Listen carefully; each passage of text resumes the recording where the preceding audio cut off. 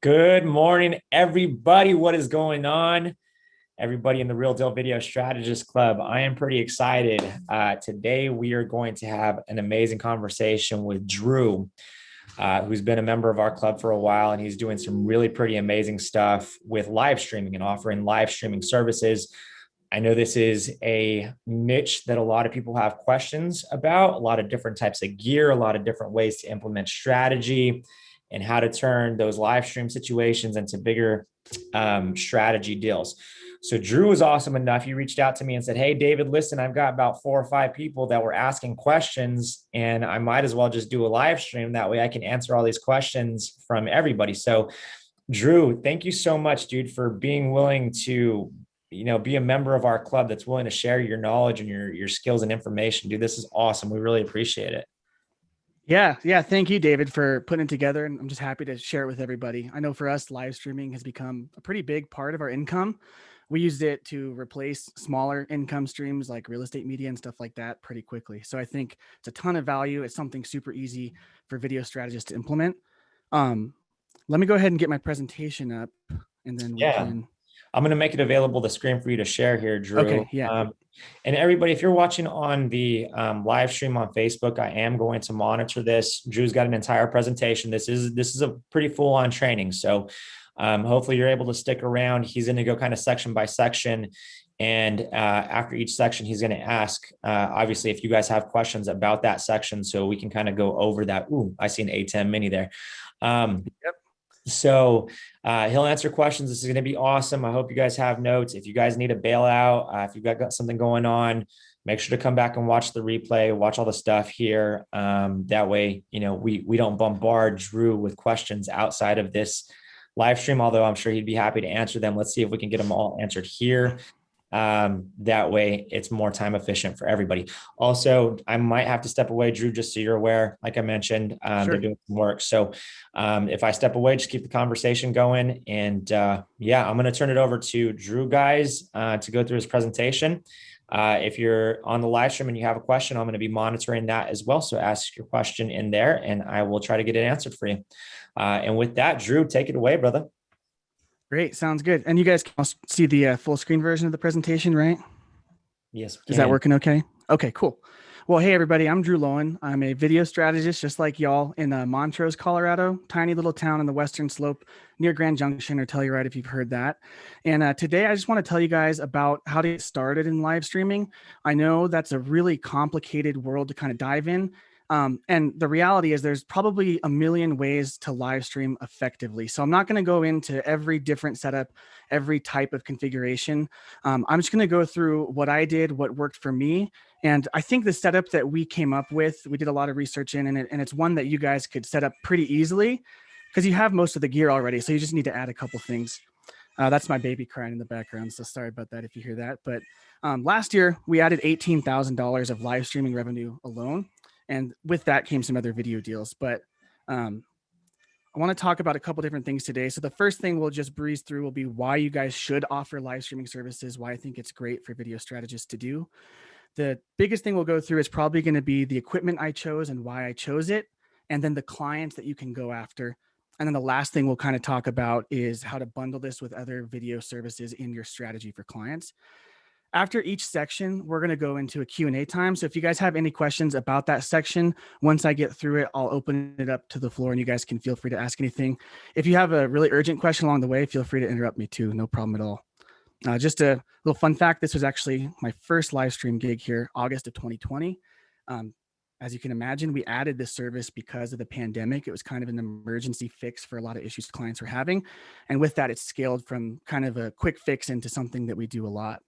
But that brings up the question of why would we even offer this?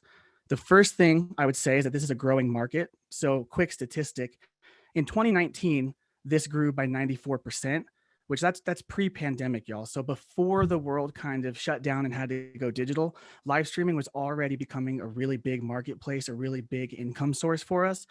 After COVID, that just became a huge deal. Everyone had to pivot their events virtually or hybrid or something like that to figure it out. And honestly, I think going forward, it's going to stay that way.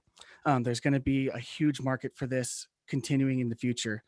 the bigger thing than that is you already have lots of video clients, right? You have all the people you're doing your strategies for. This is additional value for your current clients, and that's going to be who you're going to go after first. Beyond that, though, it's going to bring up opportunities for new clients. So I've already had it happen where there's people who came to me specifically for live streaming, and that turned into bigger video strategy deals along the way. As we did some live streaming jobs and things like that, it turned into an opportunity for a video strategy deal. Here's the biggest thing in terms of positioning yourself to live streaming. You guys already have most of the equipment. So if you have cameras, lights, and the basic audio setup, you already have almost everything you need to jump into live streaming. You might just have to add one or two pieces of equipment, and then you can start with certain job types immediately. And then as you start generating income from it, you can invest in other equipment that enables you to do pretty much every type of live streaming job you'd want to do.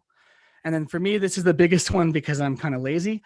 No editing. So when you live stream something, you do a little bit of setup beforehand, you go on site, you live stream it, and then when the event's over, you get a check in your hand and you go home. It's done. There's no editing after that, which honestly is really great. I love that because these jobs don't clog up my workflow. They don't clog up my editing time. So I can add a bunch of live streaming jobs in 1 month and just do the prep work in like a half a day and know that if I have a bunch of editing projects, it's not going to slow me down. So that's just the basic reasons why I think you guys should consider this, which if you're in this chat, you're probably already considering it. But are there any questions about that stuff before we move on?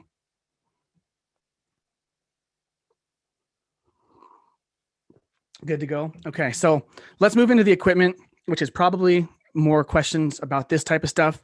That's a picture of an A10 Mini Pro, which is going to be just out of the gate. That's going to be my suggestion to start with, and we'll kind of go into why. But when we're looking at live streaming, regardless of what kind of setup you design for yourself, it's going to be something like this. You're going to have something that sends video and audio, your cameras, your mics. You're going to have something to control and switch those angles. So something to change your inputs and monitor them and control them. And then something to encode and send the video to your destination. So if you think about it like when you're editing, you have to render that, and that's encoding it in a file that's digestible for the web. A live stream encoder basically does the same thing, and it's just doing it real time and then sending it to YouTube or Vimeo or wherever you're going. The last thing you'll need is a live streaming destination. So this is pretty easy. If you're going to do YouTube or Facebook, it's free. It's already built for you. If you want to do multi-streaming, you're going to need a tool like Restream or Vimeo, which is paid. And then once again, here's the big thing for you guys. If you already have cameras and microphones, all you need to get started realistically is this thing right here, is the A10 Mini Pro. So if you have everything you need to do your video production business, you can add this piece of hardware for $400. I think $495. Yeah, $495. And you can get started tomorrow with live streaming. Although I will caveat that with, I would recommend at least getting the A10 Mini Pro ISO or the A10 Extreme ISO. That's actually what I'm using right now is the A10 Extreme. So I've upgraded. That's because that'll allow you to do ISO recording, but we'll get into that a little bit later. Are there any questions about the basic workflow of live streaming? And again, this isn't specific yet. This is just saying, regardless of what setup you choose, you're going to need something like those 4 things. I have a question. Yeah. As far as being online, what are you using? Are you using like a remote hotspot if the facility or wherever you're at doesn't have internet? Yeah, that's a great question. So 90% of the time I'm going wired with Ethernet. So I use an Ethernet switch and I connect all of my stuff wired. That's going to be my go-to. If you can't do that, which I really try to make that happen, even if it's like a 300-foot Ethernet cable, which we've done before. But if you absolutely can't do a wired connection wherever you're at, yeah, you can definitely do a hotspot. You can do, if you have like a jetpack with Verizon or even your phone. So the A10 Mini Pro line, you can actually use your mobile data to live stream. So that's a possibility. And my recommendation though is that that's the last resort because, you know, Wi-Fi connections and hotspot connections are going to drop a little more frequently. If there's a ton of people at an event, that's going to get clogged a lot more easily. So I always recommend wired, but yeah, you absolutely can go wireless if you have to. Can I add something to that, Drew? Yeah. Yeah. So I've done some live streaming, and the internet connection is by far the most important part of the entire thing. If you don't have a good internet connection, the whole thing is it's going to be a mess. If for whatever reason you can't get a wired connection, I'm very much like Drew. I've run a 300-foot run of Ethernet cable to the modem that was in the back of the entire building before. So, but if you can't do that, there is a product called Liveu Solo. It's bonded internet technology. So what it does is it basically takes internet signal or data from like two separate cell carriers, and it bonds them together and gives you a stronger connection. So if you're in a situation where you're outdoors, you're streaming like some sort of sports event, or simply just away from a building or a modem, Liveu Solo is probably what I would recommend. That's a great product. And a lot of the ATEM Extreme line can tether as well now, which is a newer feature. So if you buy the big boy, the 8 input ATEM, you can do Wi-Fi and your cellular data, or Ethernet and cellular data. You can bond those as well. But it's always good to have backups. It's kind of like anything, right? You want to back up your data when you're doing video production. With streaming, your internet connection is your data. So you want to have a backup of that and contingency plans and stuff. Any other questions just about like the basic overview of equipment before we get a little more specific? What questions did I miss? It was just the one question about internet connection. Okay. Yeah. The other thing that and I kind of know this answer, but I'm going to ask the question so that we can talk about it openly. But so the ATEM requires a wired connection to your video source as well. Sorry, got a phone call. So a wired cable, you have to have an HDMI cable coming from your camera or video source, because you can also plug in your computer. You can plug in like I do a lot of stuff with the whiteboard, so I can run an HDMI out of there. But what happens, Drew, if your HDMI, the length from where you got to do is more than, say, 15, 20 feet, which is about as good as an HDMI can do? Is there a way to run a longer line if I need to go, say, 150 feet away from my ATEM to my camera? Yeah, let me grab something real quick. So I have this behemoth here. This is a 150-foot HDMI cable. It's Ethernet. So these are new to the market, by the way. So it used to be that you'd run your short cable to a converter that converted it to Ethernet, and then ran 300 feet of Ethernet and then back to HDMI for your ATEM. And that was an expensive setup. Like those Ethernet converters were pricey, and then you had to have multiple cables, and it was a mess. But this is an Amazon Basics HDMI fiber optic cable. So within here is fiber optics that basically make it to where the HDMI cable can run longer than that 25-foot limit. The beauty is that it's super long. I have a 200-foot one as well, which is, it's really great when you're on site, but when you have to roll this thing up, it kind of stinks. The only downside to these cables is they're only one way. So you really have to pay attention. I don't know if the autofocus will work there.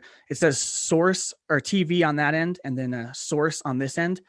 If you run this whole cable and plug the TV end into your camera, you're going to be really sad when you're having to walk the whole thing the other way. So this is a great wired option. This is what I use because I prefer wired connections.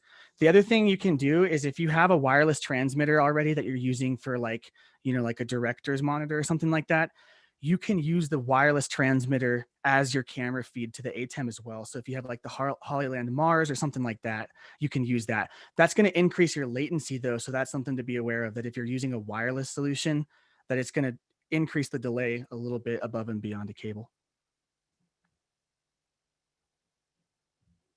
Any other questions about this stuff? We're going to get a little more specific moving on too. So if you have specific questions about the ATEM, I'm going to talk a little bit about that in a second as well. Cool. Awesome. Thank you. Yeah, I have the same tools I think that you do. So cool. So I'll go ahead and move ahead. So I want to talk a little bit about hardware versus software coding, just really briefly before I go into the equipment I use. So as I mentioned up here, you're going to need something that encodes all of your video data and sends it to your live stream source. And you can do this with hardware like the ATEM Mini Pro, the Epiphin Pearl, web presenters, things like that. Or you can do it with software like OBS, Wirecast, vMix, something like that. And there's benefits and there's pros and cons to each. For me, I go with hardware because you have a dedicated device that's separate from your computer that only does one thing, right? it's just designed to do the encoding, or in the case of the ATEM, it does switching and encoding and a couple other things. Whereas software is going to be using your computer to do all that. So the first thing I don't like about software solutions as your primary switcher and encoder is that you have to connect all of your cameras to your computer, which if you use a MacBook, you know there's a problem with your inputs there. You're going to need a huge bus. The other thing is if you're running stuff through software, everyone's had the experience with Premiere Pro where it crashes on you, right? Your live streaming software will eventually do the same thing. Like at some point, software fails, it will crash. And in my experience, it's never crashed at a good time when I'm live streaming. It's always at like the worst time. So I go hardware for that reason, because it's dedicated, it's separate from my computer.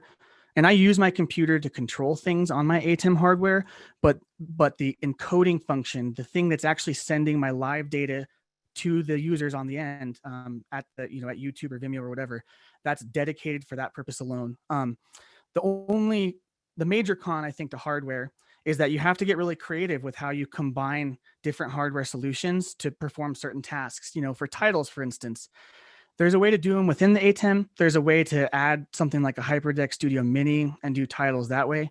Whereas software, that's kind of going to be an all-in-one package. And we'll send you guys this list. It has more pros and cons, but I didn't want to spend too much time on that. I just wanted to explain why, for me, I choose a completely hardware setup. It means more wires and more hardware to learn, but inevitably, I think it's a stronger solution because it's less prone to crashes. And if some part of it crashes over here, it doesn't mean your whole stream goes down. Any questions on hardware versus software encoding?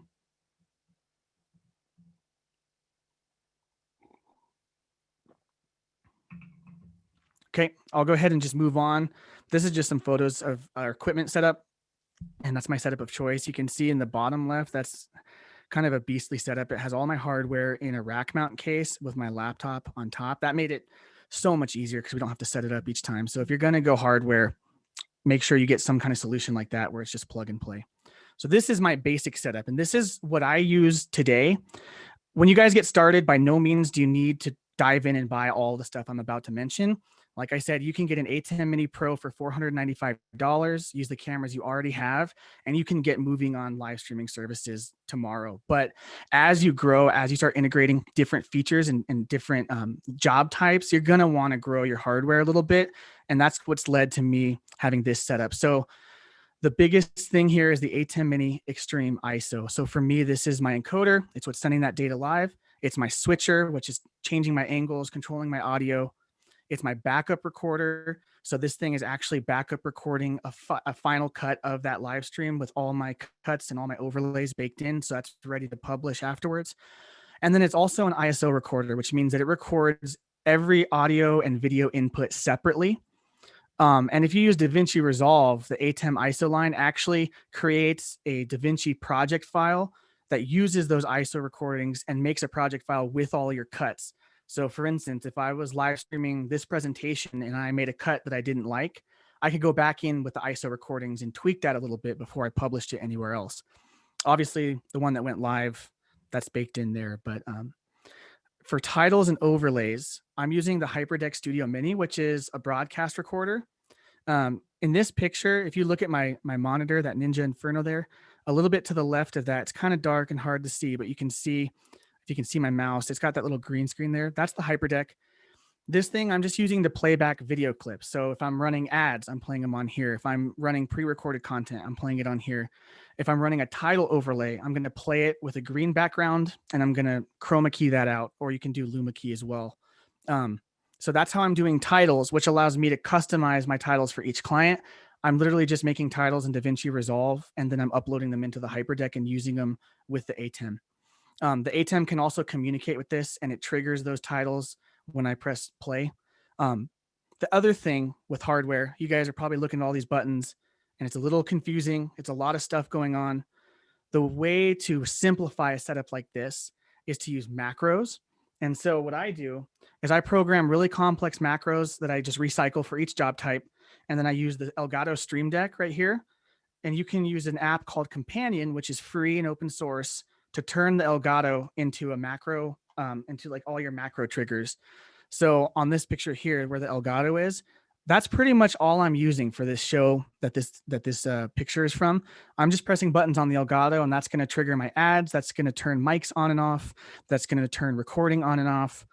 And you can get really complex with this. So I program macros that perform like 40 to 50 actions all at once over the course of 10, 15 minutes sometimes for like my intros and outros and things like that. That's the way to really save yourself time. So on site, you're not like pressing all these buttons and making mistakes and accidentally cutting or turning mics on and off and things like that. You also don't need an Elgato. You can do this with an iPad with the A10 Mini. There's ways to do that. Computer for me is just running the ATEM software, which again, the ATEM software isn't encoding. It's just allowing me to control the hardware with more specificity. And then I'm also monitoring my stream data. So I'm looking at, Facebook stats. I'm looking at who's watching, what the comments are, things like that. And then of course I've got my monitor to see what I'm doing and my Ethernet switch, which connects everything.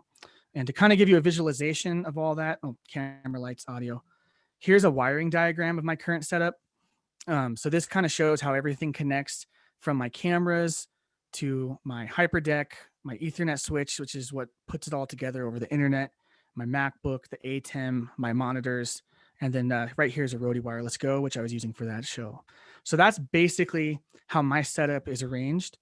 And it allows me to do multi-angle streaming with the ATEM, custom video and title playback with the hyperdeck. I'm controlling all of that really easily with macros. So I'm just pressing a few buttons on set. I'm not wasting time hitting hundreds of buttons to do really complex things. I've pre-programmed that to save myself time on set. I'm doing my backup and ISO recording. The other thing about ISO recording is if you don't want to go live, you can just hit ISO record and you can actually use this to create content really fast. It's going to record all your angles and audio sources and bake in your cuts. You can go ahead and fine tune it later. So that's my basic setup. That's why I've programmed it that way.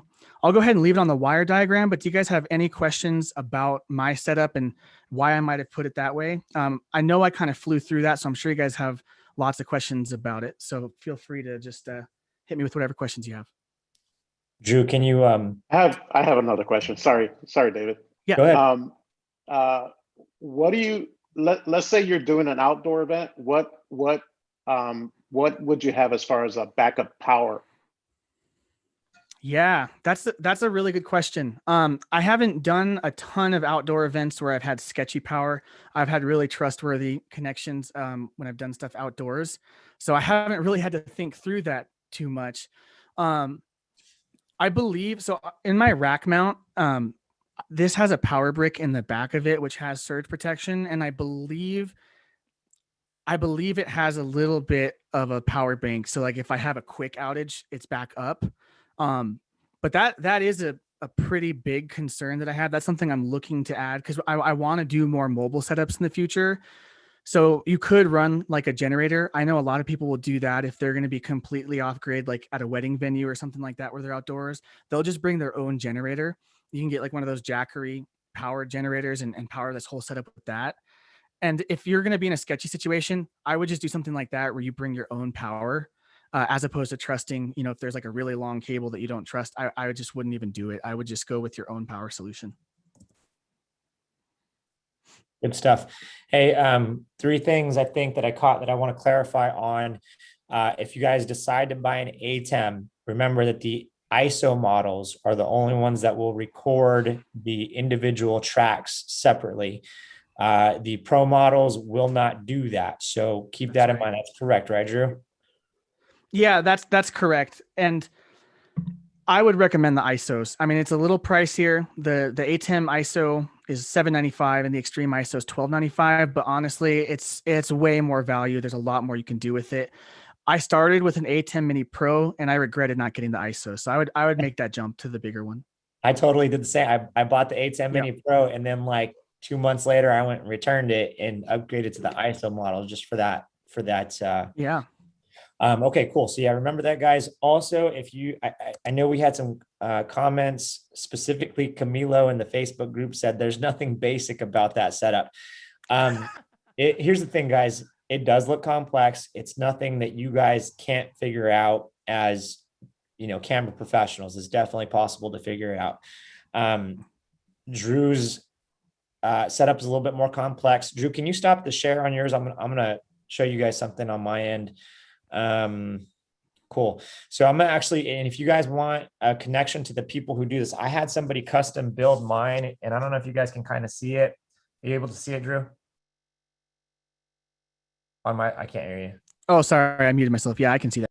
Okay, cool. So mine's is this simple. It comes with everything. All the jacks are in the back, so all the lines go in there. To answer your power question, I got a power cord here that just plugs into the model. This thing keeps it nice and clean. If you guys want information for the person that I had that built this out for me, let me know. I can get that over to you. It comes with the screen and everything so you can monitor.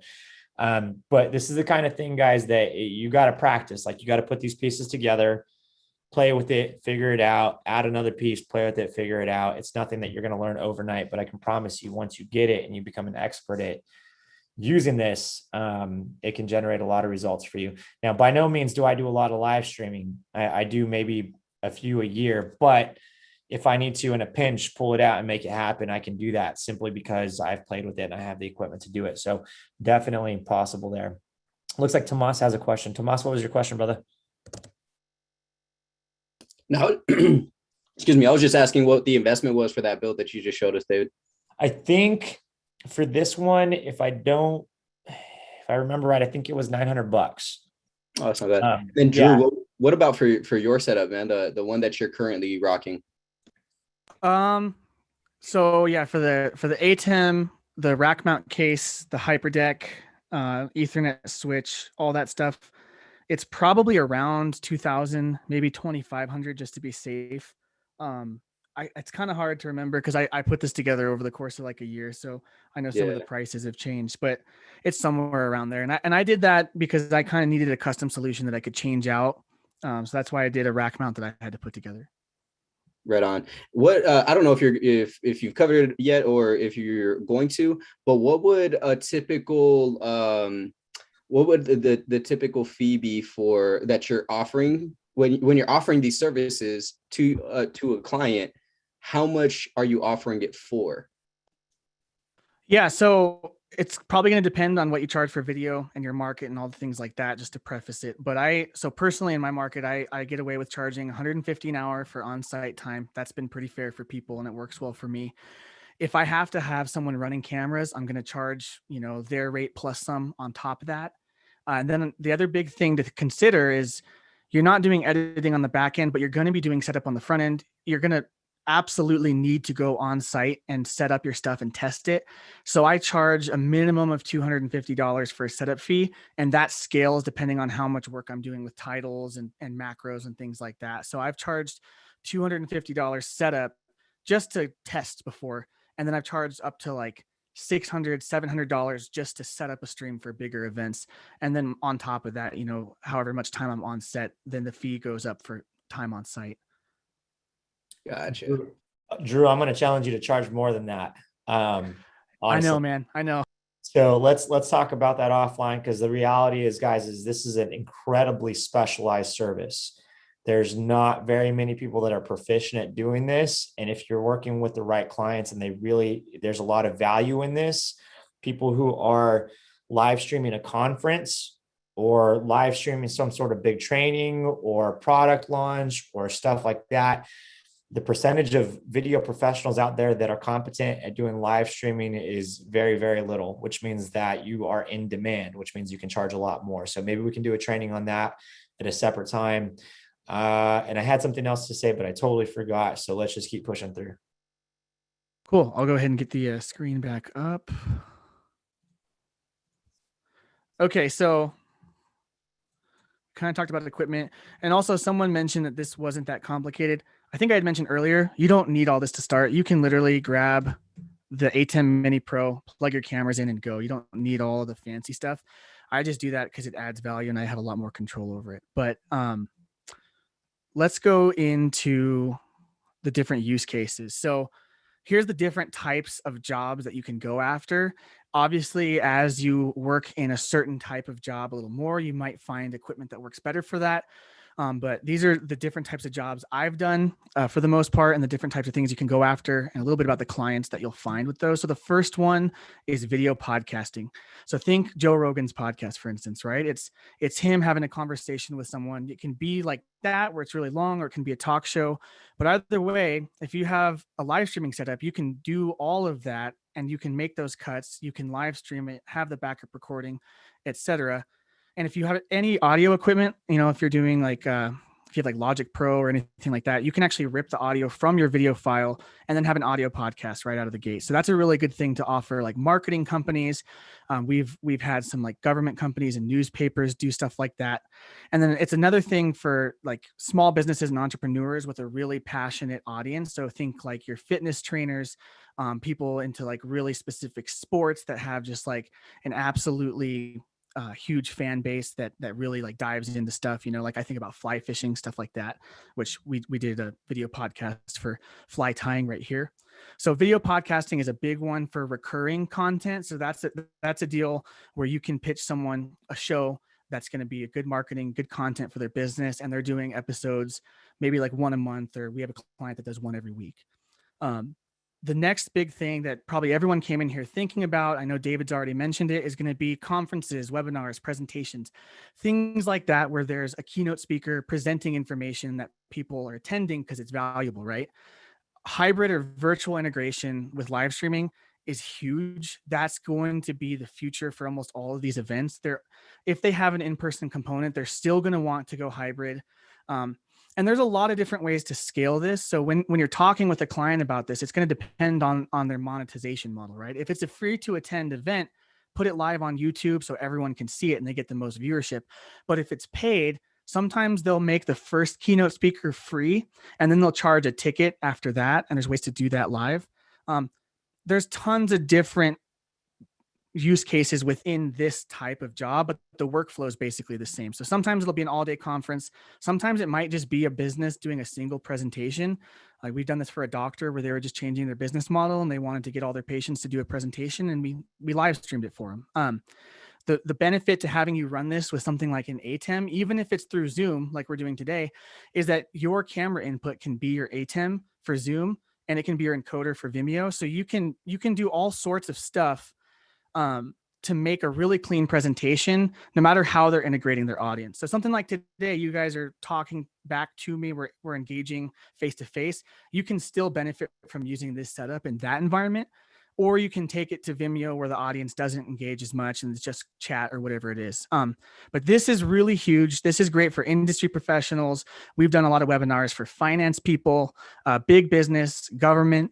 I actually do a lot of conferences for agriculture because that's my local community. So we did like the water summit for our county a couple of weeks ago. That was a really good event, huge turnout online. If you have a university near you and they're doing some sort of academic conference, this is a great use case for that. And then also think about like trade shows or tech. So people who are in bigger metro areas have a ton of opportunities for this. But even if you're not in a huge metro area like me, I still get multiple conferences every year, and those become repeat business. And there's actually a really good strategy that you can pitch to them that we'll talk about a little bit later. The next job type is weddings and funerals, which pairing those might seem a little weird, but just think about, a significant event like this and extending the reach to people that can't make it, or in the case of weddings, maybe people that you don't want to invite, but you still want to attend. It's a great complement to a wedding video package. You can just hire an operator to run your live stream on top of your wedding video, and then boom, that deal gets a little bit bigger. I don't do weddings, so I haven't live streamed a wedding, but I have live streamed a funeral. I will say it paid really well, and it was a really easy job because they just wanted to get it planned and get it done. There wasn't a bunch of requirements. There wasn't a bunch of pickiness. We just showed up, we live streamed it, we got paid, and we went home. But that was kind of a depressing event. So maybe some people won't be as into that one. I don't do a ton of them. I just did the one.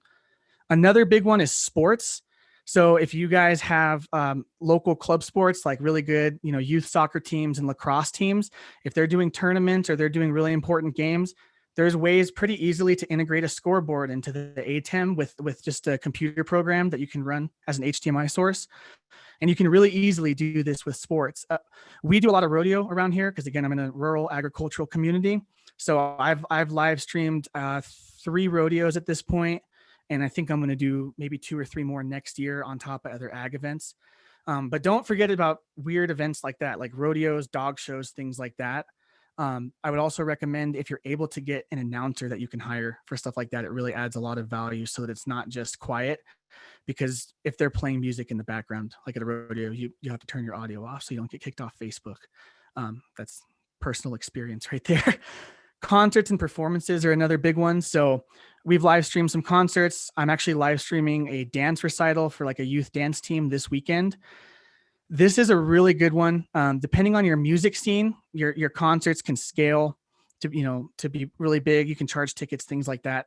But for us, we've done mostly like local bands, and we've done like dance recitals, theater, things like that. One thing I'll point out for this job type is that audio is huge. Audio is really important all the time, guys. But if you're doing a concert and someone's playing music and your audio just is not good, that's a really bad deal. So if they don't have a good audio guy that you trust, hire one to bring with you. You'll really impress them. Again, that's from personal experience. Another one that I think people might overlook, because you might not assume they have a big enough budget, is churches. I've actually had some success doing some consulting with churches, but I also do some live streaming. There's 2 pastors down the road in one church, and we do a broadcast for them at least once a month. And going into next year, we might start doing it bi-weekly. So we do like special messages on Wednesday nights, but you could do Sunday services, special messages, prayer nights, worship nights, etc. And that setup will take you there pretty easily. Last thing I'll give you guys is some crazier ideas that I'm working on. I just haven't quite executed them yet, but if you get to them before me, I want to hear about it. So someone earlier asked about going mobile. If you have your ATEM on a rack mount case like mine, or in a case like David's, and you have a mobile power generator, and you have like a phone with data or an iPad with data or a jetpack, you're untethered basically. And you can take that to a festival or some sort of outdoor event where there's not going to be mains power. And if you have good enough data, you can live stream that. So I want to go after, we have a river festival in my town that has no power, no plugins or anything like that. Once I get this put together, I'm going to go after them and pitch that to live stream some of the river surfing. Another big one is, I know we have someone talking about real estate agents soon. Real estate agents are always doing things like monthly market updates, and they're doing open house walkthroughs with their phones now, right? If you have a mobile rig, you can take that real estate open house walkthrough and make it live, so they can answer questions with live feedback from people that they're trying to sell that house to, or their monthly market updates. You can take those live. So I have a couple agents that I'm trying to pitch this to right now. So we'll see how that goes. And then last thing we already mentioned, if you have an ISO model, you can use that to batch record content. So if you have to do like a bunch of videos for salesmen, like car salesmen or realtors or something like that, where they're just talking head, you can batch record those and have them pre-edited and save yourself a lot of time. So those are the basic use cases that I've come up with and I've found success with. You guys might have a ton of other ideas already, but that's a little bit about the types of jobs I've gone after and some of the ideas I have. What questions do you guys have about that stuff? So question, like when you're doing like the bigger events, like a rodeo per se, right? Like you're almost live streaming it, but that's the arenas, I grew up in agriculture, showing cattle, et cetera. So I've, been to rodeos, I've been to livestock shows. The show rings or the arena can be pretty big, right? So are you running, like you said, you can change camera angles and all that stuff with your controller. So are you typically having those 2 or 3 so you're able to see them shooting out of the gate, as they're going to rope a calf, and then you're changing over, you're kind of running that production, correct? Like, and so that way it's not just like, oh, you just see one big giant arena and you're like slowly seeing that guy come, and into the middle of the arena, correct? Yeah, so that's a great question. With rodeos or any event like that where you're covering a lot of space, it's really important to make sure that your focal lengths are going to match that event. The big value we can add as people who produce effective videos is that we have DSLR style cameras, we have really good lenses. If you're using, like, I guess I'll explain it this way. When I started doing rodeos, the people that were doing it before me did exactly what you described. They had a wide angle of the whole arena, and so you couldn't see any of it. So it wasn't immersive. But yeah, what we did, I set up multiple angles. So I have a minimum of 3, and I'll have 2 safe angles that cover each half of the arena as a backup. And then I'll have 1 to 2 camera operators on other cameras with really tight focal lengths so that they can be super punched in on the action, and they're on a tripod just tracking it. So if they're doing like team roping, for instance, once the calf comes out of the chute, they have like a 200mm lens punched right in on that, and you can see all the action.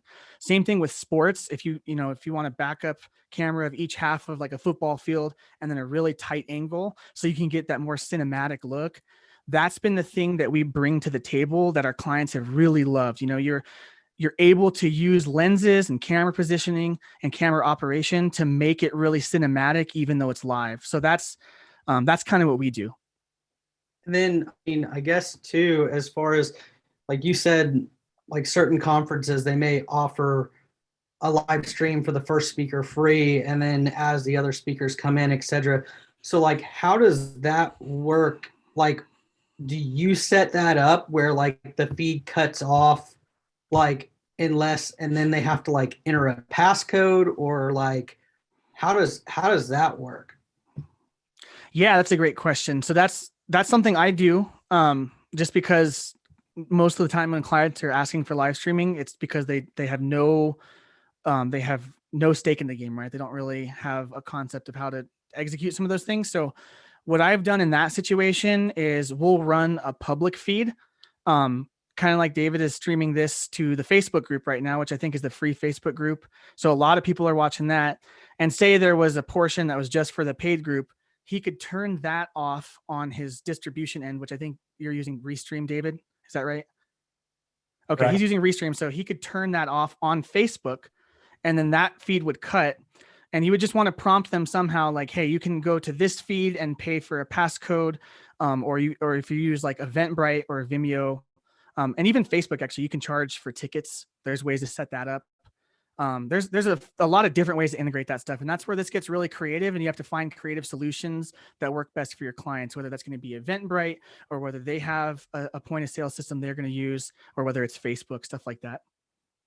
That's a really good question. I actually want to, and I'm like stacking up all these points that I want to make sure to say. So when it comes to camera gear, guys, you also, Drew, you got to make sure that you have a camera that doesn't have a record limit or is going to cut off in the middle of your thing. And then you got to bring it back up. So like something like if you're going to use a DSLR, you got to have like an EOS R or higher, similar on the Sony side. So just keep in mind that, that camera shutting off That's a great point. Yeah. The other thing is that usually if I'm having multiple cameras and audios and stuff, I have what is called a spotter on my team, and their entire job is to watch the live stream on their cell phone or on their computer. That way, if something's going wrong with the live stream, like a microphone cuts out, and all of a sudden we're not getting good audio from a microphone, they can let me know real quick, because as the producer of the live stream, you've got a million things going on. Like you're paying attention to a lot, and it's real easy to miss if something goes down. So having a spotter say, hey, mic one went down, or camera one's having trouble, or whatever it is, then you can troubleshoot on the fly. Keep that in mind. And then the last one I wanted to say, guys, is when it comes to the type of clients, like there is so much potential,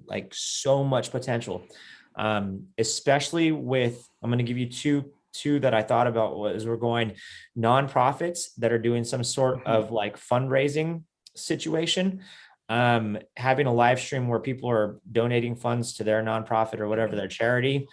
Will pay a lot of money for this. So if you're already working with nonprofits or charities, keep this in mind.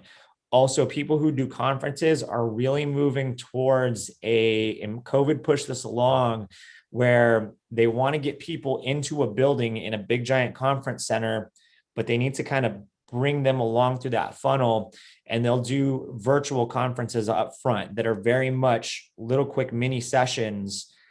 And those have to be live streamed because they'll have a panel of guests from different places or whatever. And they'll live stream that in order to get people to pay for the bigger event. And then once they get to the big event, anybody that's not actually able to physically attend can buy a ticket via going through the live stream and consuming the event that way. So the amount of money in here is unreal if you can get into it. I got a quick question for Drew. Yeah, go for it. When you're on your multicam shoots with multiple operators, have you had to come up with a good system for talking to each cameraman? Like, just is it straight up walkies, or do you have a good solution for that?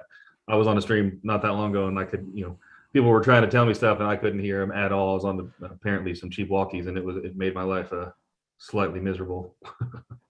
Yeah, that's a big pain point. So we use walkies. We just invested in some good trustworthy walkies, and we'll clear the channel, make sure no one else is on it. That's been the best for our current equipment workflow. So I use Panasonic cameras for my live streaming. They don't have a tally light. The other thing you can do is if you have Blackmagic cameras and you're using the ATEM, they'll have a tally function. So like if I'm previewing your angle, it'll be green. If I'm live on your angle, it'll be red. Now that's not the best form of communication because it's not a ton of prompting. It's not verbal or auditory or anything, but that's another thing you can do if you have Blackmagics. But yeah, my go-to is walkie talkies. And honestly, like worst comes to worst, hand signals. So, but it's sometimes it is hard to catch your camera operator's attention, but I always try to coach through whoever I've hired. Like here's the walkie call signs that we're going to use. If I'm saying this, your camera operator one, you're live, whatever it is. And so I'm constantly talking on the walkie as the producer. So like say for the rodeo, for instance, if my camera operator one is got a good angle, I'm going to say, okay, preview one, okay, take one. And then I'm switching to one and he knows he's live. So now the pressure's on, right?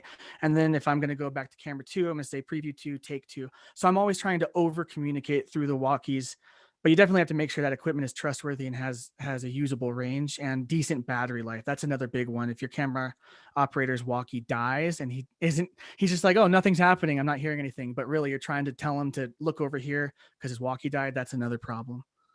Makes sense. Thanks. I just want to hop in too. You kind of mentioned it before, and this is mainly probably more geared toward you, David, because you are the one who made this comment. Pricing, like we kind of talked about, I don't want to get too far away from it, is, you said, Drew, you challenge him to charge more for his services, etc. Obviously, it's going to be dependent on the client. It's going to be depending on, your experience. And I get all that. There is a lot of variables. But David, is there something that you would recommend, starting off? Or are you saying maybe go with Drew's type pricing if you're just starting off, because that maybe might be a little bit on the lower end, which is crazy because he's very experienced in this, he's got a lot? Or would you recommend, I don't know, just a ballpark figure on what you think pricing wise is fair? Pricing for me, Robert, is always the same. I always approach it the same way, and it's what I teach in the boot camp. Have you gotten to the pricing module in the boot camp yet? Not yet. Yeah. So skip forward to that pricing module. I don't want to go over too much in this live stream for the sake of time, and especially since we already have it recorded and I train on that.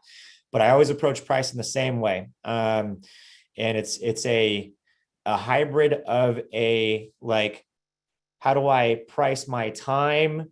How do I price the amount that it's going to cost to produce?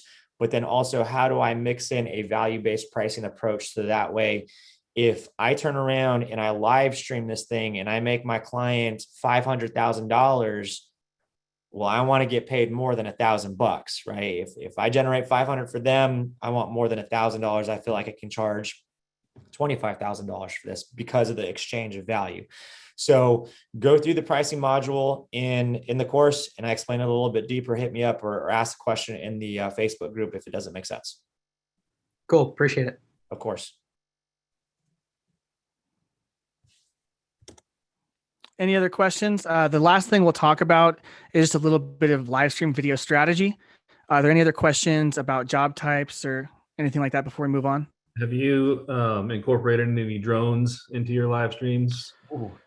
It's not yet. I've done it a few times. It's pretty awesome as long as you have a drone with Yeah. a smart controller. Right. It's a pretty epic thing. So just keep that in mind. It's a Or Yeah. the Autel also has its own live deck, and so you can attach the live deck to your ATEM, and you're still all of it's all networked together, connected together. I had a question for you, Drew, about being out in, say, a live event where you don't have access to power and you're using generator, etc. With a tablet, what would you consider good enough data to carry that off? Do you mean good enough in terms of like how much download and upload do you need?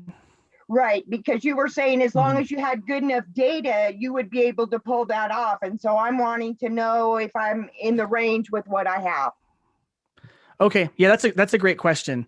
So the ATEM streaming high is going to need an upload of 7 megabits a second.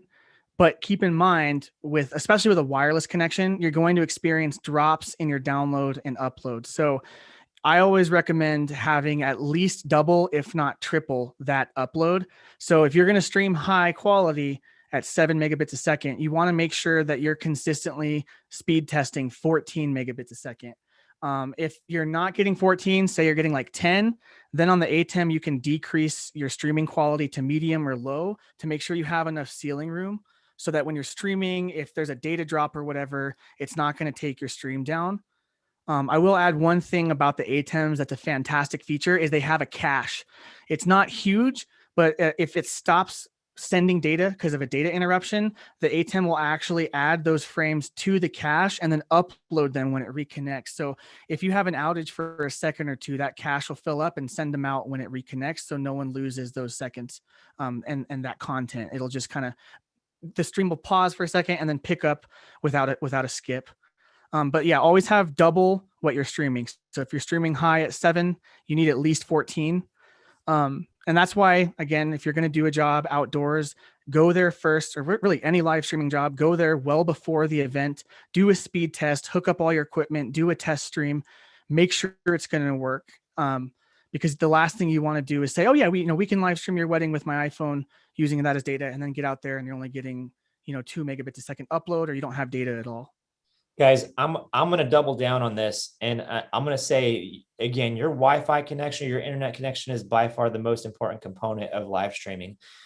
Do not rely on an open network for your live streaming. If you go out and you test on an open network and it says you have 16 megabytes per second, you're like, sweet, that's more than enough. And then the day of you show up and everybody else that's going to that event plugs their phone to that Wi-Fi and it kills the Wi-Fi, then you're in a whole world of hurt. So make sure that you have a dedicated source of internet that is not going to be reduced by a whole bunch of other devices getting popped on there. Either that or have, a hardwired right to the modem, dedicated internet. I cannot stress that enough, because you don't want to be embarrassed on the day of and be like, well, we can't stream because we don't have enough data going on here. So just make sure that you guys are aware of that. The internet is the most important component of this whole thing. To piggyback on that, David, that is a good point. And this isn't going, so personally, that's something I demand in my contracts. That's a decision I've made as a company, that if possible, I have to go wired. And if they have a secure internet source, I pretty much require the client give me access to that for that reason, because at the end of the day, your live stream is only as good as your internet. So a lot of the venues that you'll be at potentially for conferences, for concerts, and really almost any of these job types, they're going to have a public Wi-Fi and then they're going to have an internal network. I pretty much demanded my clients that they give me that internal network. And I explain it's because exactly what David said. As soon as everyone comes to this event and then goes on their Facebook on this Wi-Fi, your data is going to drop. You're not going to get that ceiling you need. So you need that separate secure network to make sure you have the ceiling room you need. I think that Rodney has a question. Rodney raised his hand. Rodney, you there, brother? Yes. Good morning, good afternoon, everybody. Hope everybody's going well. So I came in a little late. I had a doctor's appointment, so I don't know if this is covered or not, but I was wondering how or what experience you've had in implementing live streaming with home builders, real estate, and things like that in that niche. I got you. Okay, so live streaming is one of the components that my big home builder uses probably more than anything else. They do a live stream every single Tuesday. Now, I've consulted with them and helped them kind of set up their live streaming. So I don't actually do the live streaming for them. They do it on their own. However, what we've started to do is we've started to record pre-recorded videos that I go out. In fact, I filmed one yesterday. Raphael helped me film one a while back. But we're recording pre-recorded videos that then they are going, and during their live stream, they're playing that pre-recorded video. So for those of you who are working with home builders, especially custom home builders, One of the things that's really incredibly hard about building a home is choosing your design choices and your color choices for your home, right? Like, what are my countertops going to look like? What is my flooring? What is my trim? Like all this stuff. When you go into a design center, it's incredibly hard to look at a small little piece of material and say that's going to look good in an entire house. So one of the videos that we've been implementing into their live stream is a pre-recorded walkthrough video of actual customers' homes. So customers, you know how like when you buy a new home or you've just moved in and people come over, you give them the grand tour and you show them all the bedrooms and the bathrooms and kitchen, blah, blah, blah. You walk around the house. So we've essentially started to record what we're calling grand tour videos, where we go in and we see people's homes. That way we can see what their carpet looks like, what their color choices look like, what their paint looks like, all that stuff. And we're breaking it up into little segments so that on their live stream, they say, okay, let's go ahead and take a look at the kitchen of this house. And they go through, you can see all the kitchen, you can see all the design choices, and then they answer questions after that. And then they move to the next section of the house, next section of the house, next section of the house. Now, even though I do not run the live streams for my client, I kind of just help them kind of consult and help them kind of, get it moving. They're using this and it is driving so much traffic, so much engagement, and so much sales for them that it's something that they'll continue to do pretty much forever, I think. So it's a really good question, Rodney. If you're working with a home builder, that is a really good way to kind of get your live streamings going. Okay, thanks, man. Appreciate that. Of course. Yeah, I haven't done anything with home builders, but that's a great option. I'm doing some videos from right now, David. So I'm going to go try to pitch some of that with real estate agents. Like I said, I haven't landed a deal yet, but I'm in discussions with some realtors about doing their market update videos as a live stream. And then again, if you can do a mobile setup, you could do like an open house walkthrough and do that live with the ATEM or something as simple as an iPhone. So there's definitely a lot of ways to bring value there, even with a simpler setup than this. Not something I've done a lot of personally, but we're definitely working on it. Any other questions about those job types? I want to move on. Okay, cool. The last thing I want to talk to you guys about is strategy, right? This is a video strategy club. If you're just doing live streaming as one-offs, like I was for a long time, it's not going to be as lucrative, especially now I'm going to have to go charge more too. So let's talk a little bit about how you can bundle this to make more money.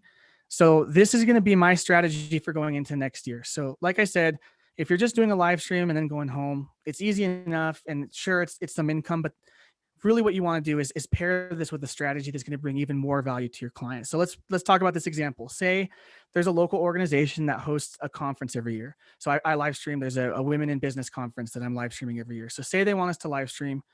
Odds are they're trying to reach a wider audience, and they're trying to increase their virtual and their in-person attendance. So you could just do the live stream and go home. Or you can turn this whole thing into a video strategy that all of the production is done in one day, and then the editing is happening over the course of a year. I see David doing this. So think about this. You're going to be there live streaming. You're going to have multi-angle capture. Hopefully you've invested in an ATEM ISO, not just the base model, so that you're doing that backup recording. Here's the other thing you're going to do. You're going to hire at least 1 second shooter to run around with a different camera, and they're going to capture B-roll of that event during the keynotes, during lunch, during the after party. And they're going to capture some on-site testimonials of attendees who are in person about what their experience at the conference has been.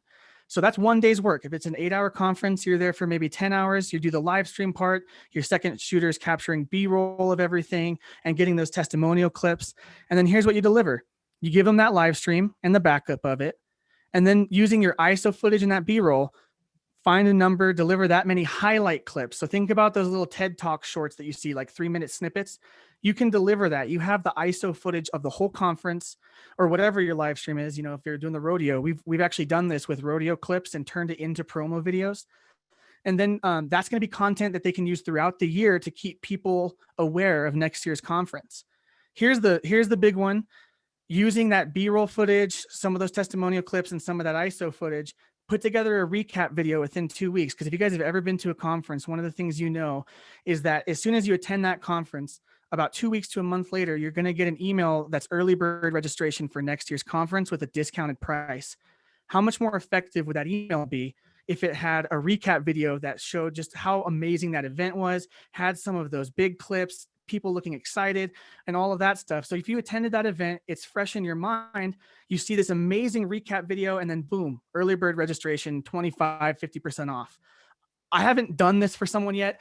I had this idea a couple of weeks ago when I started the course because I was thinking about my live stream strategy, and I was like, okay, this is going to be something I pitch for every single live stream I do this year, is at least that recap video.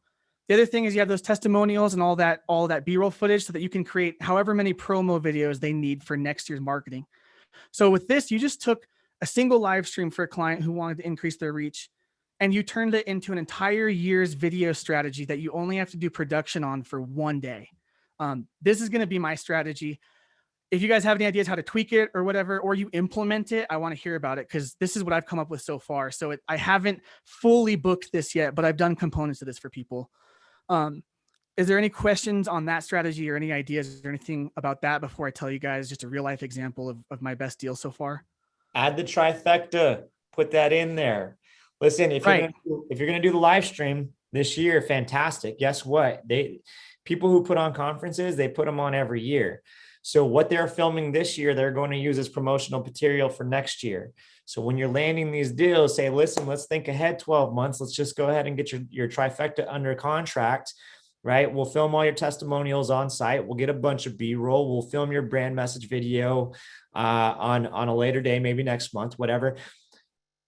Drew, like this is absolute gold. Like there's so much work that you can do just by building off of this live stream. That's perfect. I love it. Thanks, man. I was sitting there and I was like, this recap video idea with the reg email, and then like you said, testimonials and trifecta, it's just solid because you're not going to be spending 6 months filming this stuff. You're going to do it all in one day and then it's done. And you're just kind of doing the work of editing it over the course of a year. And yeah, I'm excited to try this out and give someone that full package and put a trifecta in it too. Any other questions about this as far as strategy goes that Dave or I can answer? Hey, real quick. Somebody just load up. Wonye, my man Wonye. I see you in the Facebook group. He shared a link. Wonye, give me a thumbs up if I can share this in the Zoom so everybody can watch. I'm assuming you're okay with it since you posted it. So yeah, I'm gonna go ahead and post it. So I just put a link inside the Zoom room here, guys. It seems like Wonye has already kind of dialed in that strategy a little bit. So I haven't watched the video. He posted a video here. Maybe we can all watch it. Awesome. Wonye says yes. Cameron's asking, Drew, can you show me the strategy bullets again quickly? This is genius. Called you a genius, bro. Let's see those strategy bullets. All right, yeah, there's your bullet points. So again, one, obviously the thing they came to you for is the live stream of that event. Make sure you can dial that in and do it really well.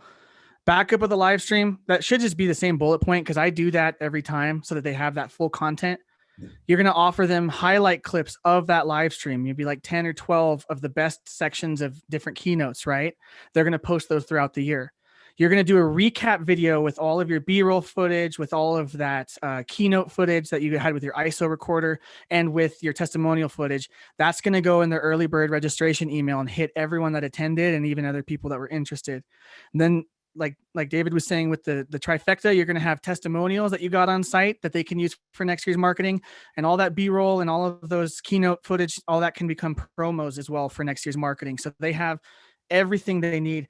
And I guess, yeah, you could probably create a brand message video out of that with not too much more work than you've already done. Okay, we got another question. Oh dang, they're rolling in now. Okay. We should have started with this. Yeah, we should have. What hosting service do you usually use? Zoom, Skype, or some other service? Yes, I've used all of them. There's pros and cons, and that's one of the things when you start driving into live streaming that you're going to realize is anything you can, this is kind of Disney sounding, but anything you can imagine, you can probably execute if you use the right tools. I've used Zoom. I've used Skype. If we're doing something where you want virtual attendees to have interaction like we're having right here, they're great tools for that. And the ATEM still brings a lot of value. Most of the time I'm using Vimeo. Vimeo just added a webinar feature if you're on the professional plan and you're doing live streaming. Really great. You can capture emails. You can capture customer data. The integration with feedback from the attendees is just chat at that point, but that's what most of my clients want. They don't want a bunch of people actually in a Zoom call able to turn on their mics or anything like that. Or you can just live stream it to YouTube or Facebook and be really simple. It's really going to depend on that client's use case and what that stream is for. Good question. You guys want proof that this stuff works? Wonye put in the Facebook group, he said, I did a live stream and film testimonials while I was there and recap highlight film, which I called the feature film. The client loved it, and I'm already booked for next year's event. He's already got money in the bank because he did it right. And guys, remember that a big part of this is your positioning, right? If somebody comes to you and says, hey, listen, I want to live stream my event, you can either be the person that says, yeah, I can do that, live stream, show up, knock it out and be done.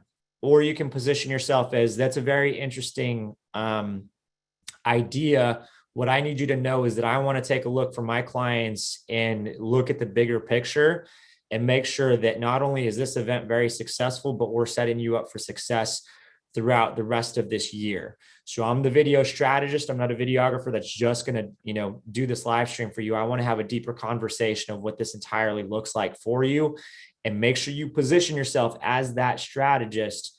That way you can lead into these conversations of bigger picture projects. So positioning, always important.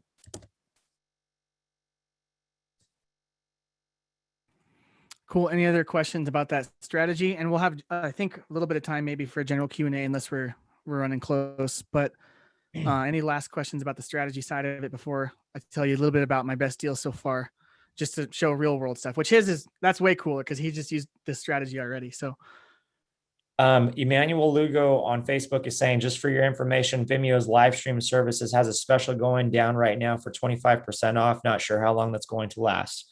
You guys want to take a look into that? Thanks, Emmanuel. Vimeo is great. I use it to restream. I use it for all my hosting, and like I said, you can do webinars and stuff. So it's a good service. Another good service that's been helpful for us is Restream.io. They've got a lot of good kind of built-in lower thirds and graphics, and incorporating chat and all that in a pretty easy way. And it's like $50 a month for their good stuff. So just about. Restreaming is great. Restream.io. That's what we're using right now, guys. Restream allows you to do what's called a custom RTMP, where basically what you're doing is you're sending the stream to Restream, and Restream is then sending it out to all the platforms that you want to distribute on. So right now we are streaming in the free group, we're streaming in the paid group, and we're also live streaming on YouTube. So this is called a multicast. Your ability to reach more people in different areas and deliver the information that you're delivering is a whole lot easier when you can put it on a whole bunch of different platforms. So who was that? Jared, did you say that? Yeah. Highly recommend Restream. I love them. The analytics are fantastic. You can go back immediately and see, how many people are watching at any given time, all the minutes that people have watched. When you look at these numbers and you're like, I just streamed for 30 minutes, but I have 25,000 minutes of watch time because so many people are watching. It's pretty incredible. So Jared, thanks for popping in and mentioning Restream. It's cheaper than Vimeo too. I went with Vimeo because I already was paying for it. So the additional cost was the same as Restream. But if you don't have Vimeo already, Restream is way cheaper just for all those features instead of having to pay for Vimeo Premium. Jordan has a question. Jordan, go ahead and ask your question, brother. I'm not sure I quite understand it. So let's see if we can clarify and get you a better answer. Sorry, can you guys hear me? I'm on the road. Yeah, we can hear you. Perfect. I was just curious if Restream offers I know, David, you said they have an RTMP code, but do they generate like an embed code so you could put a stream on somebody's website? Or do they have if they do, does that include like a user interface with like things like chat or pause play, that sort of thing? I believe that they do. So let me make sure I understand your question. So like, say for instance, we have multiple parties on this stream. So like if I wanted to partner with somebody else and I wanted to stream it on my channels, but also somebody else's channels, is that what you're asking? Can we do that? Well, maybe if they wanted to stream it, if a client wanted to host it not on their Facebook or YouTube, but on their website, if they have like a patrons portal or something that's totally private or internal usage for a company like training or something, are they able to put it on a website instead of on social? I believe so. I've never done that. Jared or Drew, Okay. maybe you guys have. Maybe you can get an answer here. I haven't tried that either. It wouldn't surprise me, but I have not looked into it. I Okay. can't speak to, I don't use Restream, so I don't know if they have that functionality or not. Vimeo does. I've done that. So like I said, I've done a lot of agricultural conferences.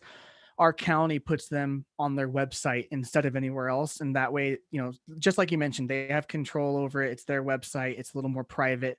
Vimeo does this. It does it really well. I wouldn't be surprised if Restream does it as well, just to be competitive. But I know with Vimeo, you can customize everything from, like, you can put their logo on it. So it's not showing your Vimeo profile, it's showing their logo. You have the playback functions, quality functions, and you can white label it. So you can turn the Vimeo logo off. You can make it to where they can't click out of it to your Vimeo page, all that sort of stuff. And then same thing, if you're using the webinar feature, it actually will have an email capture and a data capture before they actually get access to the stream. We've used that with Vimeo. It's been really successful. People love it, being able to just put it right on their website. Yeah, I would be surprised if we weren't able to do that. Jordan, put it right to somebody's website. You should, yeah, you more than likely be able to do that. Awesome. Thanks. Of course. Be safe driving there, brother. We got another question, Drew, from Jessica, who's watching on the live stream. Jessica, welcome to the club. I don't think we've had a chance to connect, so welcome. Hopefully getting some value here. She says, let's say someone is new to video. Maybe they don't have a DSLR without a record limit, or if they only have one camera, etc. Can a couple of iPhones be used for these multicam stream type live streaming purposes? Yeah, you can totally use iPhones. You're just going to need something that can convert that output to an HDMI. I believe there's a dongle adapter for that.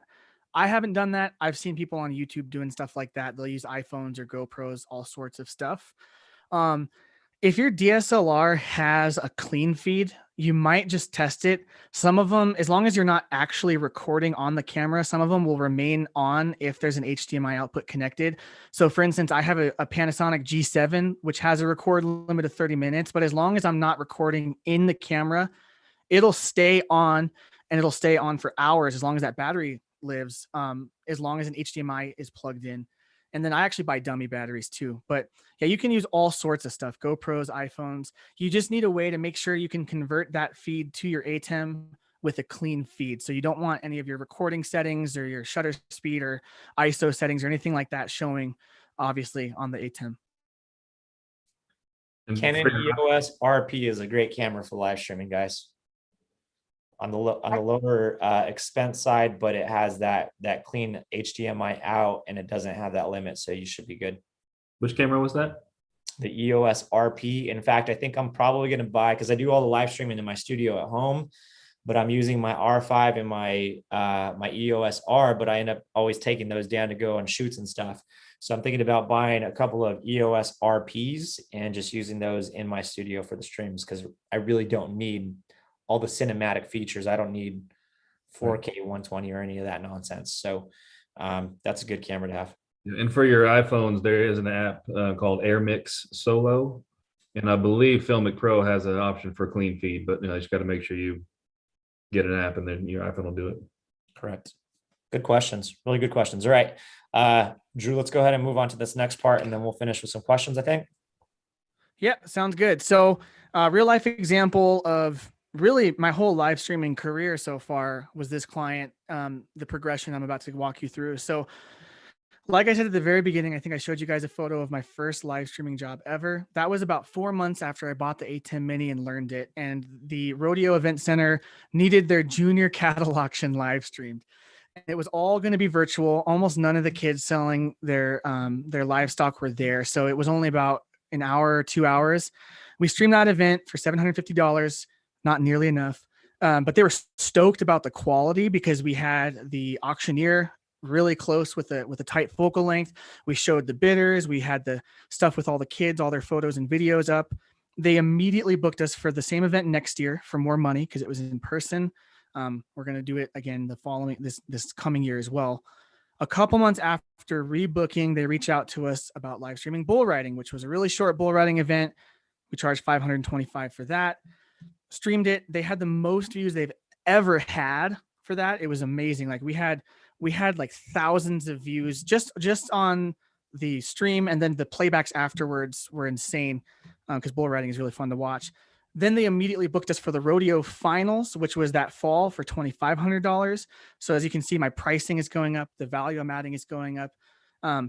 Then they called asking about our video production services. Now, this is before I was thinking as a strategist. This is before I had taken this course. But I'd actually, I think, seen some of David's ads talking about being a video strategist. So I started thinking that way, and they called me wanting to do a promo video. And then I talked with them, and we started going back and forth. And the deal we came to was 3 different promo videos and then 4 event recaps. So 7 total videos. And we signed a contract for that for $18,525. We're filming the last scene for that this week, editing the finals. And then my next pitch to them is going to be brand video and testimonials and a lot more live streaming and promo videos. So that's just a quick story about how something I didn't think was going to be a huge income source for us.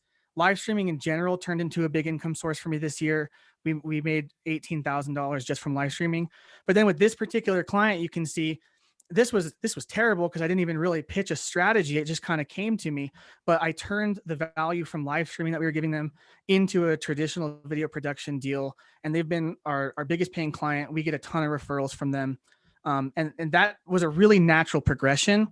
Now, I think if you did all of this at once with that video strategy right out of the gate, you'd probably be a lot more successful. But I just wanted to share that to say this has been a huge thing for us, not just in terms of being its own income stream, but of being a gateway for us to get different clients, new clients, and add value to the clients we already have and just get bigger deals overall. Great stuff. Great stuff. Okay. Well, let's go for about another 15 minutes or so max.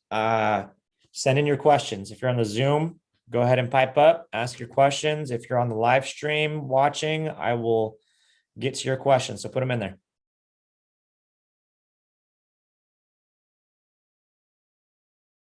Nobody?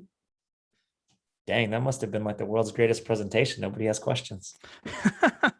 There's got to be some stuff. Sorry, I got a question. You mentioned that Wi-Fi is the most important thing, but what else would you say to a client? Like what things would you say just to warn them beforehand? So are you asking like what type of things should you be discussing with the client to make sure they know what all you need to be successful? Is that kind of what you're thinking? Yeah. Okay. Yeah, there's a couple things. So internet is by far the biggest thing. I mean, if you don't have internet, you don't have a live stream, you don't have a deal, right? It's just not going to be successful if you don't have a good internet connection. That's the primary thing. So I always have a discussion that's really serious about that to make sure they understand what I need.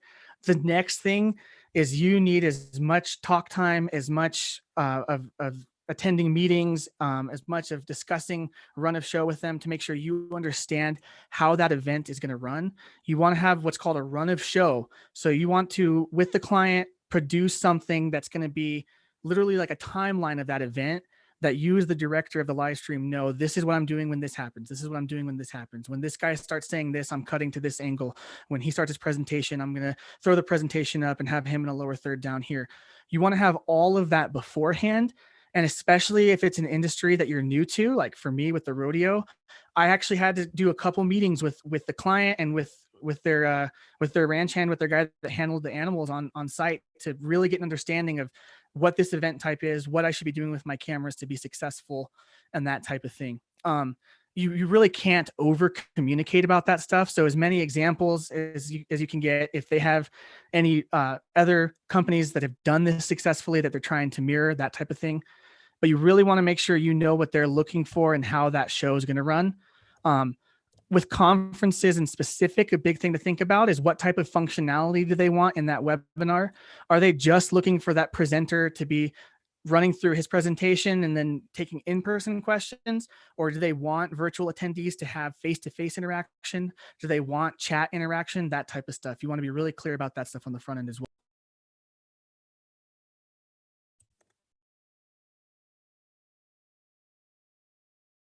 Good question.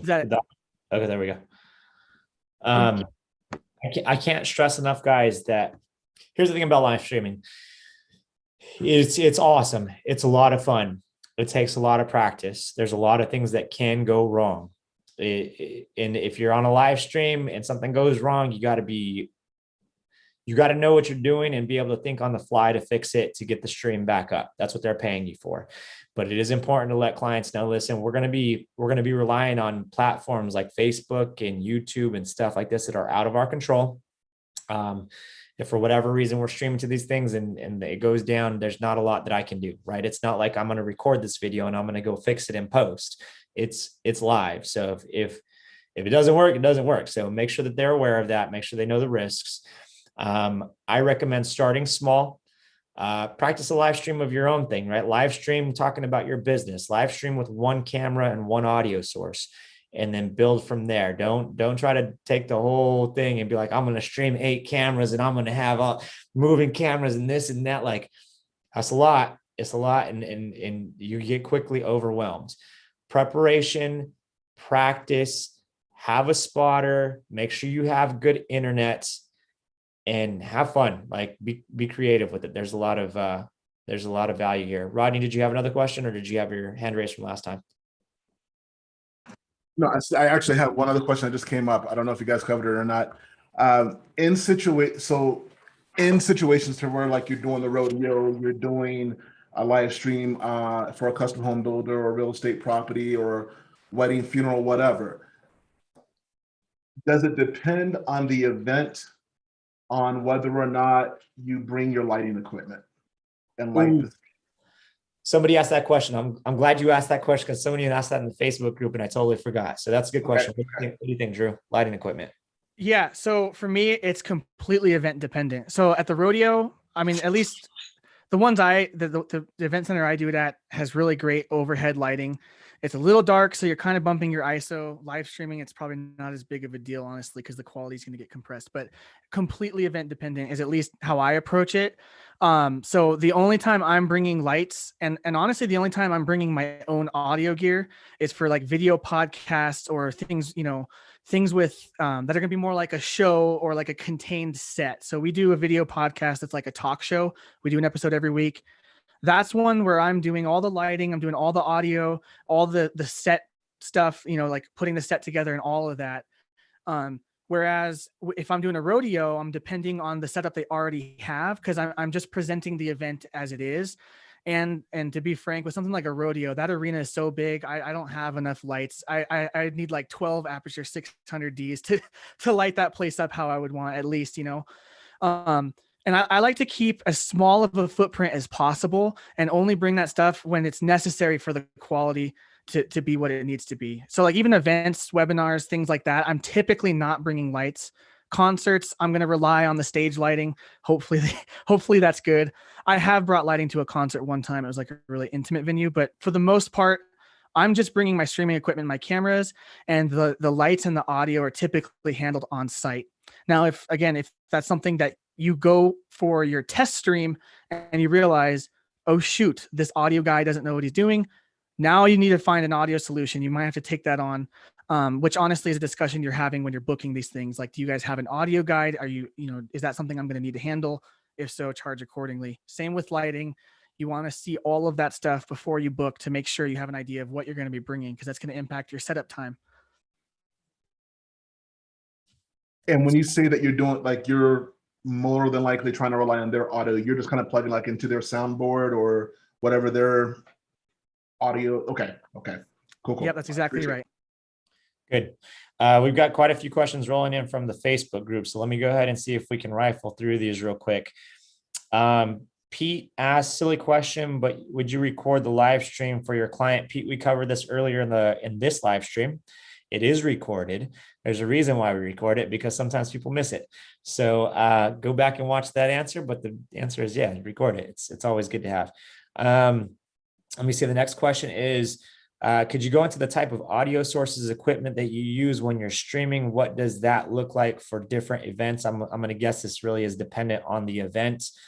So let me give you a question or an answer, Emmanuel, and then I'm sure Drew will kind of add to this. But if I'm doing a podcast, then my audio source is going to be a podcast mic. If I'm doing like a corporate event, like an interview, maybe I have boom mics. If I'm doing a conference, it's going to be a lav mic. It's all dependent. The A10 Mini Pro, the Pro ISO, you can put, I believe, two lines of audio. Is that correct, Drew? So I usually run everything into my Zoom H6, and then that gives me 6 lines of audio that I can then put into the ATEM. Yeah, that's exactly right. And I was just going to show it. I'm actually kind of using my ATEM as well right now. So I'll switch the camera here.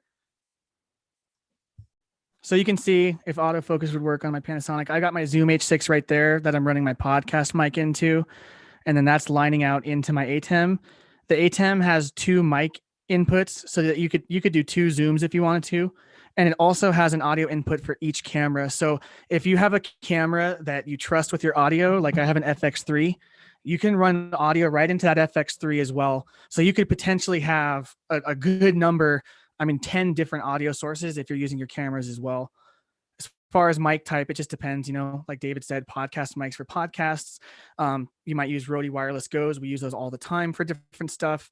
If I'm at a conference where there's house sound, I'm going to be taking a sub out from a speaker or from the soundboard and just using that if I can. Sometimes it doesn't work out that way. So it's always good to go through that beforehand and see what you need to do. Like we've had it to where we weren't going to have access to the soundboard because it was in a separate room. So then I'm having to figure out how to take this guy's mic and run it through my Rode Wireless Go and split it into their system so that we both get audio. So sometimes you have to get creative, but it's mostly just dependent on the type of event. Okay. Ash Lucero asked the same exact question. Any audio recommendations? So Ash, hopefully we got that. Okay, good. Okay, I think that's all the questions on the Facebook side, guys. Let's take one more really good question from the Zoom room, and then we will cut this training off for today. Who's got a really good question? I don't have a question, but one quick tip on the audio. Don't forget HDMI does delay a bit. So depending on how you have your audio sources in, and it's built right into the ATEM software. If you're using, if you're not coming from the camera, you might have to delay a frame or two on the audio just to, but there's tutorials about that all over the place. Just remember that so your audio is in sync. Very good point. Very good point. Anybody else have any other questions? Just wondering if like any partnerships, anyone you would collaborate with. You mentioned marketing companies, but I'm wondering if there's others. Oh man, it's endless. Yeah, maybe to a little more specific. Are you meaning like clients to partner with long term, or in terms of creating content for them? Are you meaning people to help you run streams for clients? I don't know. It's kind of like, I don't know what I'm asking here. Sorry. I'm like, yeah. That's all right. There's a lot of partnerships out there, guys. Collaboration is you're gonna find that if you're open to collaboration, there's gonna be avenues and doors that open up that you just never even thought about. So it's all about building your network. I talk about it all the time, right? So if you want to get into this game, who can you talk to? You can talk to people like Tomas. And Tomas used to do a lot of public speaking. So he was an MC, he was on stage a lot. People like that are awesome to have in your network because, they probably refer you and recommend you if that's the case. Tomas, I hope you don't mind me calling you out there, brother. But building your network, right? Finding other, people that are audio people who are audio video people, right? The people that put the presentations on the big screens and they do all the microphones and the sounds and the lights and stuff on the big stages, connecting with those people. Marketing people who specialize in marketing events, big conferences. There's people out here that do this kind of work. So build your network, and there's always collaborations that you can work your way into. Drew, did you say you were going to share that wiring diagram that you showed us earlier? I guess I could just screenshot it from before, but your custom setup there was pretty sweet. If we have any, yeah, I'm happy to share that with you guys. I can link this whole presentation here in the group and on Facebook or whatever if you guys want to look at it. I think it's public facing. And that wiring diagram I actually made with, there's a guy on YouTube, John Barker. He's H2 or Here to Record is his brand. He does a lot of like live streaming tech tutorials, and he created that software. It's called H2R Gear. It's really great for wiring diagrams for live streaming. And then he also has H2R Graphics, which is something I use all the time when I'm not using the Hyperdeck, just to kind of plug that. It's a software that you would run on your computer, plugs into your ATEM through HDMI, and you can create lower thirds and logos and things like that on the go. So if you really need quick turnaround and implementation, that's a good solution for that. But yeah, I'm happy to link all that stuff. Okay. That was great. Sorry, I'm answering a text message because I have somebody coming here to work on my house. Drew, thank you, dude. This was like super informative. I mean, look at the live stream, guys. We had probably 25 people watching the live stream on Facebook. We've got, I don't know, 16 people here. Live stream is incredibly powerful. If you use it properly, it can get a ton of results, a ton of engagement for your clients. And Drew he's laid it down. He's laid down the challenge and the gauntlet. So I want to see how many people go out and implement this. Drew, also, let me ask you this, and then we got to cut this off because I got to go let this guy into my house. Are you available for collaboration? Like if say Rodney's like, hey, I just closed a deal for live streaming, but dang, I'm in over my head. Can you help me out? Drew, are you able to partner and be like, yeah, I got you. I got your back. Absolutely, guys. Yeah. If you have any questions about what we've gone over, I know this was a lot of information. We flew right by it. I'm happy to be a resource to you guys, share everything I know. This stuff is so crazy modular. You can do whatever you want. And yeah, if you need help with a deal that you're closing, you need help with your wiring diagram, or hey, if you even want to fly me out there, we can collaborate that way. There's even ways, guys, to set up live streams to run completely remotely. So I'm talking through that with a couple clients where you could run the live stream from your house with the equipment set up on site for them. So there's tons of ways to collaborate on this.